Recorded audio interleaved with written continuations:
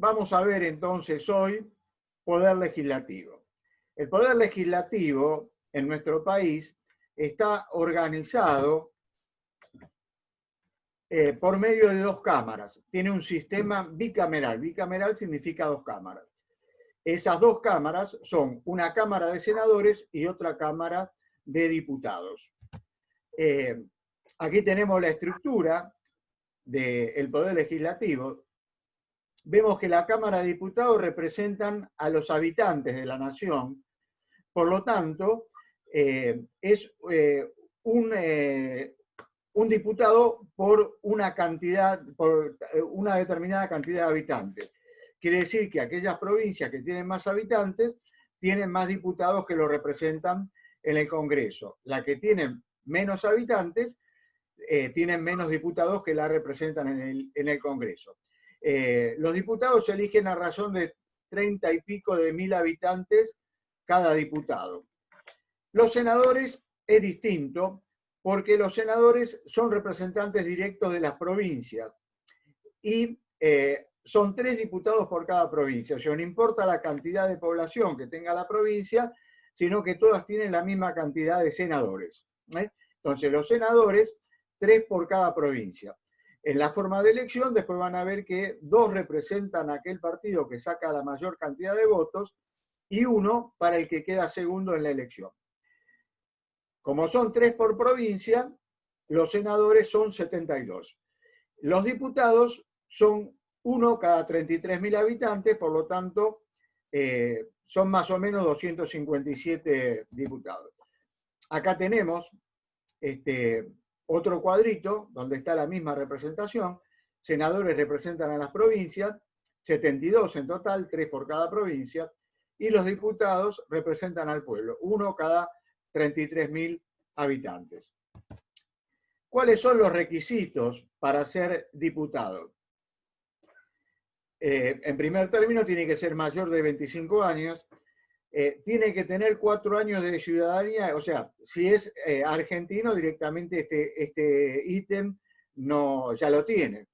Pero supongamos que nació en el exterior y se naturalizó, o digamos, se nacionalizó, o nació en el exterior y es hijo de ciudadanos argentinos. En ese caso, cuando adquiere la ciudadanía, se dice que es naturalizado. Vamos a repetirlo. El extranjero puede nacionalizarse, quiere decir que hace los trámites y se convierte en ciudadano argentino, adopta la ciudadanía argentina. Distintos son los hijos de argentinos que nacen en el exterior. Por ejemplo, alguien está en el exterior, es argentino, y tiene un hijo, si está en Brasil, el hijo va a tener la nacionalidad brasilera. Pero como es hijo de argentino, puede adoptar la nacionalidad argentina. En ese caso se dice que es naturalizado. Van a ver que es distinto aquel extranjero que se nacionaliza que el argentino naturalizado. Además, tiene que haber nacido para la provincia a la cual va a representar o tener 2 años de residencia en ella. Y dice inmediata porque tiene que ser los 2 últimos años antes de la elección. Los diputados duran 4 años en el mandato y son reelegibles indefinidamente. Quiere decir que algunos diputados medio famosos, bueno, hace 10, 12, 15 años que son diputados porque no hay límite en la cantidad de elecciones. Y la sala se renueva por mitades cada 2 años. Ustedes ven que acá cada 4 años se elige presidente, pero en la mitad hay elecciones legislativas, que es cuando se renueva una parte de las cámaras. La de diputados se renueva la mitad cada 2 años. Pasamos a la de senadores.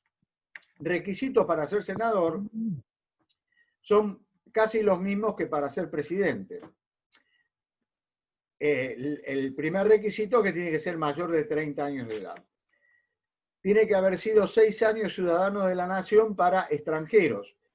Recordamos que presidente no pueden ser los extranjeros que se nacionalizan, sino que para presidente tiene que ser argentino o naturalizado, argentino o hijo de argentino nacido en el exterior que adopta la ciudadanía argentina, pero extranjeros que adoptan la ciudadanía argentina no pueden ser presidentes, sí pueden ser senadores. También tienen que haber nacido en la provincia o estar viviendo los 2 últimos años antes de la elección en la provincia para la cual van a ser candidatos. Los senadores duran 6 años en el mandato y son también reelegibles indefinidamente. De hecho, Menem, por ejemplo, es senador desde que dejó de ser presidente. El Senado, como duran 6 años, se renueva cada 2 años también, pero 1/3 de los senadores. O sea que 1/3 se renueva en esta elección, otro tercio a los 2 años y el otro tercio a los otros 2 años. Como ya habrán visto, porque no, clase de esto no hemos dado, el vicepresidente de la Nación es el presidente del Senado. Por eso, para algunos autores constitucionalistas, el vicepresidente no formaría parte del Poder Ejecutivo porque presta sus funciones directas en el Senado, en el Congreso. Formaría parte del Poder Legislativo. Son algunos constitucionalistas que sostienen eso. En realidad, en toda la bibliografía, el vicepresidente forma parte del Poder Ejecutivo y de hecho es el que reemplaza al presidente cada vez que el presidente viaja a alguna parte o pide licencia. Entonces, el vicepresidente de la Nación, su trabajo diario, la función que cumple es en el Senado, es presidente del Senado, pero no forma parte del Senado y por lo tanto no tiene voto, no puede votar. Únicamente vota cuando hay un empate entre los senadores que van a aprobar alguna ley. En caso de empate, sí, el vicepresidente vota y desempata.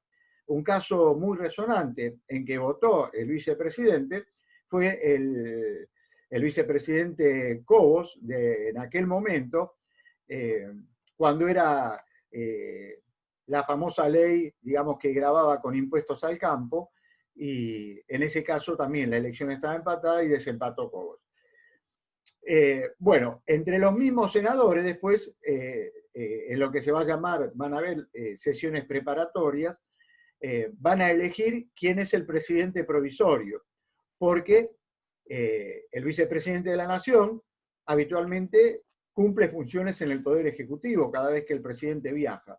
Entonces, tiene que haber alguien que lo reemplace en el Senado. Y ese va a ser el vicepresidente del Senado. Aquí vemos las clases de sesiones. Como les comentaba, las sesiones preparatorias son aquellas sesiones que se desarrollan antes de iniciar el periodo ordinario en el cual se tratan las leyes. Las sesiones preparatorias son para elegir, por ejemplo, en este caso, el vicepresidente del Senado, para elegir los senadores o diputados que van a integrar las comisiones. Van a ver después que las leyes, cuando entran al Congreso, entran a la Cámara de Diputados o a la Cámara de Senadores, primero generalmente pasan por las comisiones. Las comisiones están formadas por legisladores que son especialistas en determinado tema. Entonces hay una comisión de Derecho Penal donde todos son especialistas en Derecho Penal y entonces estudian los proyectos nuevos de Derecho Penal. Otra comisión de Constitucional y así. Entonces las sesiones preparatorias son para eso, para nombrar las comisiones, también para que juren los nuevos legisladores, etc. Después están las sesiones plenarias, que son aquellas donde todos los diputados o senadores están reunidos en pleno. Pueden ser en un solo recinto las dos cámaras, la de senadores y de diputados, por ejemplo, en el caso de la apertura de sesiones, que el presidente da un discurso de apertura, y en ese caso es una sesión plenaria en la cual los diputados y senadores están en el mismo recinto escuchando al presidente. Después están las sesiones ordinarias. Estas son las sesiones donde los legisladores debaten las leyes, votan, etcétera, que va en el periodo ordinario de sesiones. Y después están las sesiones extraordinarias, que son aquellas a las que se llama a diputados y senadores, a los legisladores, cuando hay un caso de urgencia y están en el periodo de receso. El periodo de receso es el periodo de vacaciones.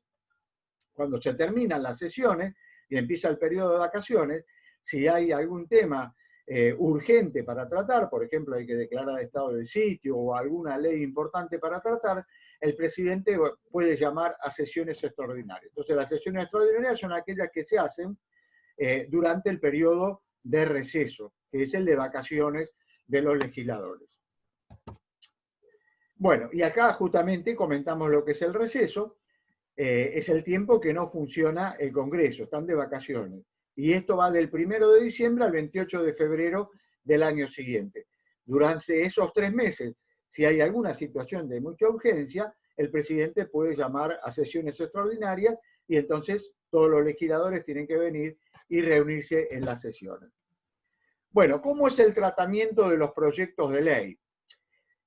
Los proyectos de ley entran por la oficina, por la mesa de entrada, perdón, de alguna de las cámaras. Puede entrar por la Cámara de Diputados o por la Cámara de Senadores.